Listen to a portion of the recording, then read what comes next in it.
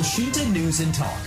Pendengar, warga yang ingin membuat surat izin mengemudi atau SIM, STNK, melaksanakan ibadah haji dan umroh, bahkan jual beli tanah harus memiliki kartu BPJS Kesehatan sebagai salah satu syaratnya. Hal ini tertuang dalam Impres nomor 1 tahun 2022. Apakah kebijakan ini tepat diterapkan? Kami akan bahasnya bersama dengan Direktur LP2K Semarang, Abdul Mufid.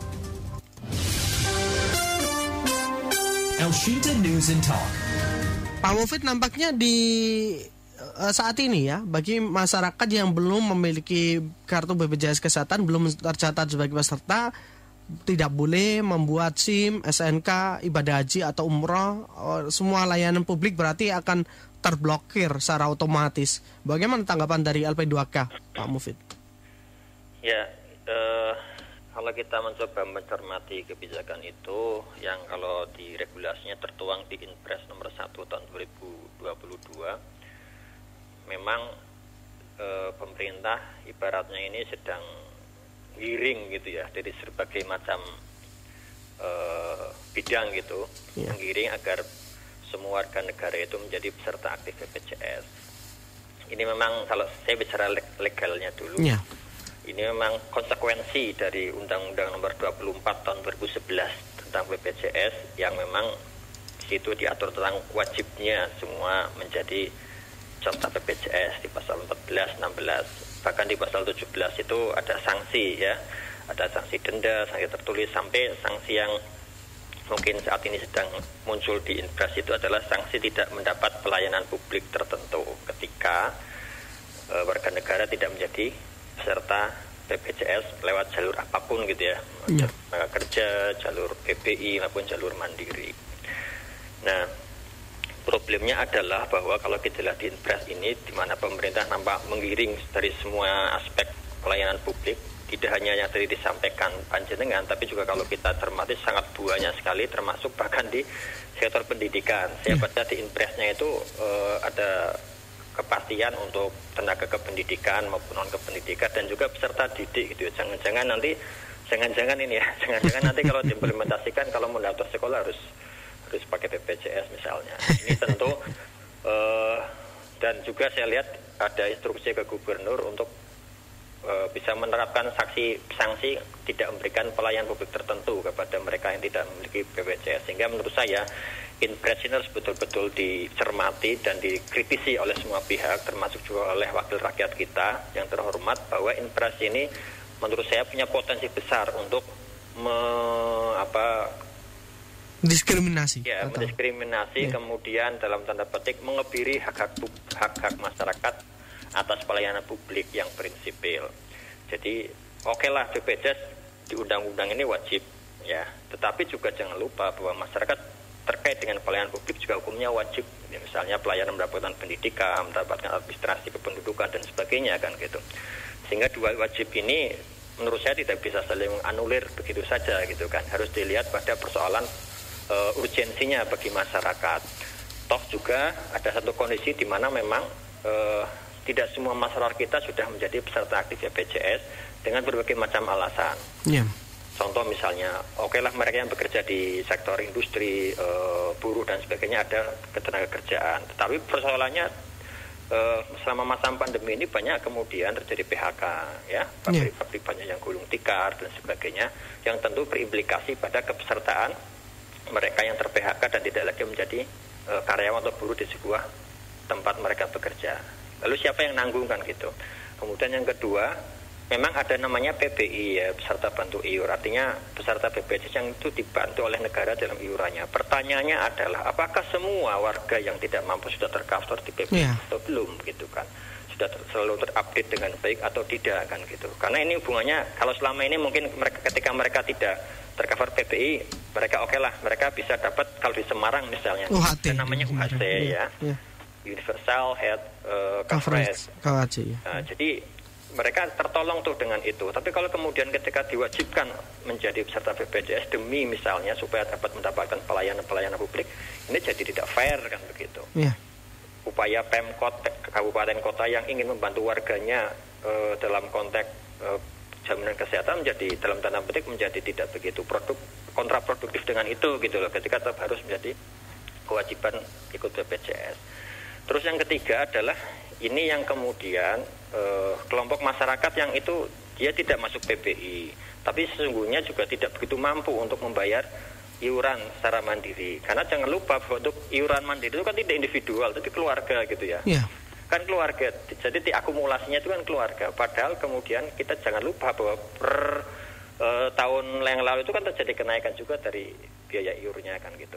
Nah, dengan kondisi pandemi seperti sekarang ini di mana banyak masyarakat yang down secara ekonomi sehingga tidak punya kemampuan lagi untuk membayar iur yang cukup banyak itu, terus bagaimana nasibnya dong gitu. Mereka sudah nggak mampu bayar iur BPJS, kesehatannya kemudian tidak terjamin, ditambah kemudian misalnya ketika pelayanan publik tidak dilayani karena hanya alasan tidak peserta BPJS. Sehingga saya melihat Inpres ini punya potensi sangat besar untuk mengebiri hak masyarakat atas pelayanan publik gitu. Sehingga menurut saya perlu betul-betul ditinjau kembali supaya kemudian tidak mengebiri hak masyarakat yang lebih prinsip dari itu.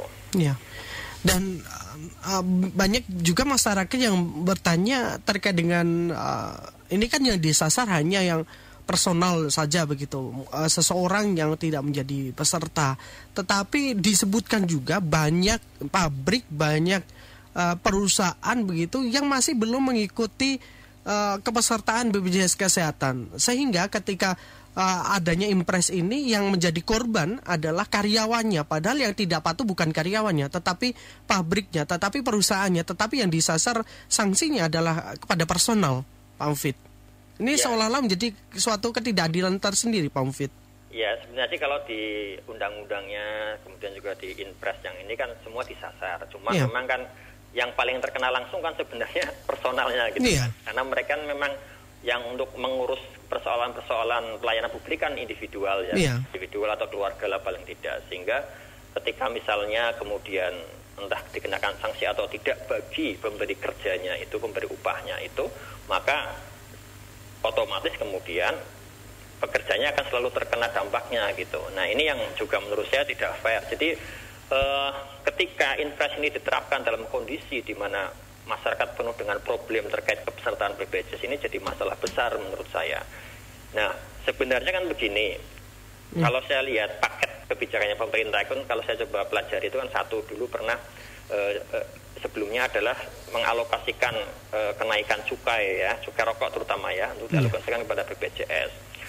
Itu satu. Kedua, kemudian ada kebijakan kenaikan tarif. Ketiga, kemudian penghilangan kelas ya. Jadi kelas itu kan disamakan semua. Terus kemudian sekarang ada kebijakan ini. Dari kebijakan itu kan memang arahnya jelas bahwa BPJS itu butuh duit. Gitu. Artinya butuh cash flow yang segar untuk melayani kepentingan masyarakat lah begitu. Tetapi kemudian ketika langkahnya diambil adalah langkahnya justru di sisi lain dalam tanda petik mengebiri hak-hak publik masyarakat yang dasar, menurut saya ini jadi kontraproduktif dan bertentangan dengan hak masyarakat. Sehingga sebenarnya mestinya BPJS bisa menggunakan cara-cara lain yang itu lebih elegan dan lebih melindungi hak masyarakat. Misalnya begini, sebenarnya saya yakin begini sih, masyarakat itu kan sebenarnya nggak masalah jadi anggota BPJS gitu, atau mereka dapat manfaat dari sana, kan gitu kan. Dan problemnya mengapa kemudian tidak gitu, berapa tidak bisa melakukan itu, karena tentu banyak persoalan. Ada persoalan yang paling prinsip kan biasanya kebanyakan kalau saya coba interview adalah persoalan ekonomi. Mereka nggak punya duit kok untuk mengurus itu, nggak punya duit untuk bayar iuran tiap bulan. Jumlah misalnya taruhlah keluarga standar itu kan misalnya anaknya 2 ya, anaknya 2 suami istri berarti ada 4 gitulah. 4 dikalikan dengan iuran kalau kelas 3 yang kemarin itu kan 75. Ya itu kalikan berapa? Nah, padahal misalnya mereka saat ini kondisi ekonominya dalam kondisi yang down gitu, atau misalnya di PHK misalnya. Nah, siapa yang ingin menyelamatkan mereka? Sementara mereka juga nggak masuk TBI. Nah, selama ini mereka terselamatkan dengan UHC misalnya. UHC itu kan lumayan itu. Tidak masuk BPJS tapi bisa tercover. Nah, kalau kemudian sekarang kebijakan ini UHC jadi kontraproduktif, tidak dong kan gitu kan, tidak lagi memberi manfaat. Artinya skocinya dipotong gitu oleh pemerintah gitu loh. Jika ada masalah mereka nggak punya skoci lagi, sudah. Jadi terkena dampak 2 kali, satu kepesertaannya, kedua kemudian tidak dapat pelayanan publik. Ini kan kasihan sekali ini. Iya, dan itu masih berada di Kota Semarang ya, memang merupakan kota metropolitan. Bagaimana dengan daerah-daerah lainnya yang tidak memiliki UHC? Tentunya mereka akan bertambah lagi untuk konsekuensinya kan. Nah, itu dia, misalnya di desa-desa itu ya, pelosok-pelosok desa gitu kan. Memang sih sekarang kita lihat misalnya yang sekarang sedang jadi tren itu kan misalnya jual beli tanah dan sebagainya gitu ya. Toh juga jual beli tanah kan tidak urusannya orang-orang mampu saja. Sekarang itu misalnya orang mau jual tanah kan bisa jadi karena nggak punya duit gitu ya. Misalnya pandemi tidak punya modal, akhirnya terpaksa aset tanahnya dijual gitu. Atau kedua misalnya buruh pekerja yang mereka tidak punya harus beli rumah subsidi gitu kan, nyicil dan sebagainya. Sehingga apalagi kalau kemudian nanti kalau saya lihat investasi bukan tidak mungkin misalnya menyasar pada pelayanan publik paling dasar misalnya KTP misalnya ya, karena memang diberi ruang untuk itu di impres tersebut gitu loh, peserta didik saya sampaikan. Nah ini dengan kondisi seperti ini saya melihat bahwa pemerintah sangat tidak peka terhadap kondisi sosial masyarakat kita saat ini. Nah ini kalau Pak Mufid melihatnya apakah memang dengan keluarnya impres ini ataupun melingkan ke pelayanan publik ini menunjukkan bahwa BPJS Kesehatan ini sudah semacam mengibarkan bendera putih untuk mengejar kepesertaan dari masyarakat atau bagaimana kalau Pak Mufid melihatnya? Selama ini kan keluarnya begitu toh. BPJS selalu mengeluh tidak punya dana, tidak punya duit dan sebagainya. Pemerintah juga bolak-balik memberikan dalam tanda petik talangan dana segar, termasuk melalui cukai, kenaikan tarif gitu kan. Nah, tapi kondisinya begitu. Oke lah, menurut saya kan harus ada transparansi, akuntabilitas, kemudian secara nyata disampaikan kepada publik kondisinya bagaimana. Oke lah misalnya begini, oke lah misalnya terjadi selisih yang besar antara dana yang masuk dengan tanggungan yang harus dikeluarkan. Itu dicari solusinya jangka pendek dan jangka panjang. Ada satu jangka panjang yang sangat fundamental adalah terkait dengan bagaimana upaya pemerintah menegakkan upaya-upaya promosi kesehatan. Jadi kan begini logikanya. Diduga kan semakin banyak orang sakit kan gitu kan. Sehingga otomatis beban BPJS untuk menanggung iurannya jadi semakin besar kan gitu. Nah persoalannya kenapa orang jadi banyak sakit? Kalau kita lihat statistika penyakit di Indonesia itu kan sekarang ini paling banyak adalah penyakit tidak menular. Nah penyakit tidak menular itu muncul dari perilaku hidup bersih dan sehat yang tidak terlaksana dengan baik.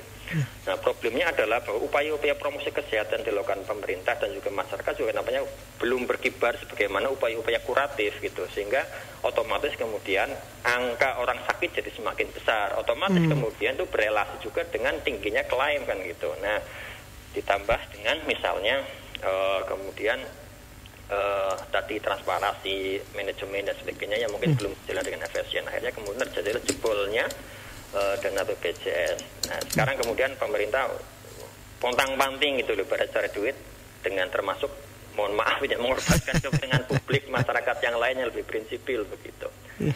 Baik.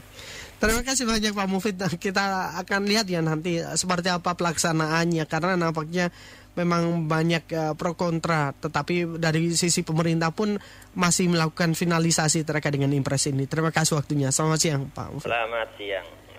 Demikian mendengar Direktur LP2K Semarang Abdul Mufid.